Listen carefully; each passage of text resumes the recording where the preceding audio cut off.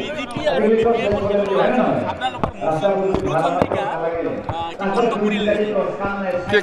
আপোনালোকৰ মধুচন্দ্ৰিকা অন্ত পৰিল নেকি?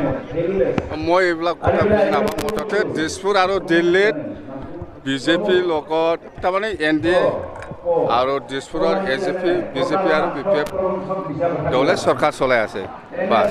কিন্তু BTCত নহয়, BTCত BPF অকলে চৰকাৰ চলাই আছে আৰু চলাই যাব। বিশ্বজিৎ দৈমান্ত মিশ্ৰই অলপ আগতে কৈছে যে আপোনাৰ লগত তেওঁৰ ভাল বন্ধুত্ব সম্পৰ্ক আছে, কিন্তু ৰাজনীতিত সেই বন্ধুত্ব সম্পৰ্কটো টান। নাই কথাটো এনেকুৱা, আমি কৈছোঁ যে হেমন্ত বিশ্ব শৰ্মা দাদাৰ লগত আমাৰ বহুত দিনৰ পৰা 15 বছৰ আমি একেলগে আছে। কিন্তু এইবাৰ বিজেপিয়ে BPFৰ লগত BTC ইলেকশ্যনত মিত্ৰতা কৰা নাই। যিহেতু বিজেপিও ইলেকশ্যনত নামিছে, বিজেপিয়ে নিজকে জিকাবৰ কাৰণে মোৰ এগেইনষ্টত হওক বা দলৰ এগেইনষ্টত হওক এইবিলাক কথা ওলাবই। হেমন্ত বিশ্ব শৰ্মা ডাঙৰীয়াই সেইদিনা যিখিনি কথা ক'লে এইটোতো নিজকে জিকাবৰ কাৰণে কথাটো সেইটো ক'বই। ময়োতো নিজকে জিকাবৰ কাৰণে কিছুমান কথা ক'ব লগা হৈছে। ইও মানে মোক পাৰ্চনেলি কিছুমান কথা কৈ পেলাই এটা কৰিছে, ময়ো কৰিছে। এইটো নিৰ্বাচনত হয়, এইবিলাক ডাঙৰ কথা নহয়।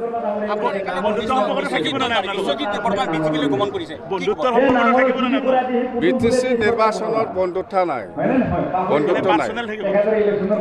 পাৰ্চনেলটো থাকে। ইয়াৰ বিষয়লৈ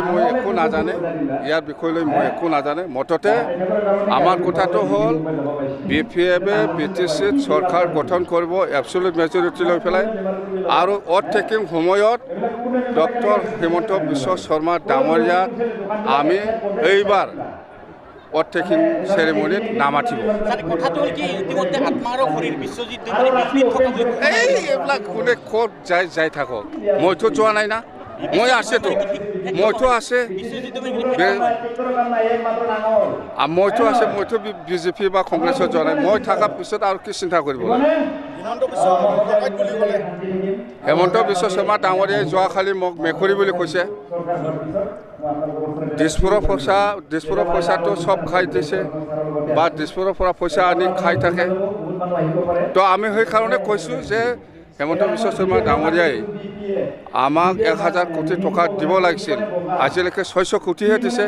400 কোটিটো ক'ত গ'ল? সি ডকাইত কৰিছে, তাৰমানে সেইটো কাৰণে আমি পাবলৈ সক্ষম হোৱা নাই। কোনে ডকাইত কৰিছে? কোনে ডকাইত কৰিছে? 25 to 30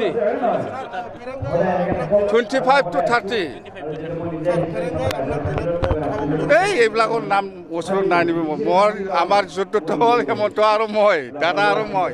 এতিয়া আমাৰ কোন ফেৰেংগা, কোন বিশ্বজিৎ, কোন এইবিলাক বাদ দে, কোন প্ৰমোদ চমৰ এইবিলাক বাদ দে। যুদ্ধটো এতিয়া হেমন্ত বিশ্ব শৰ্মা দাদা আৰু মোৰ লগত।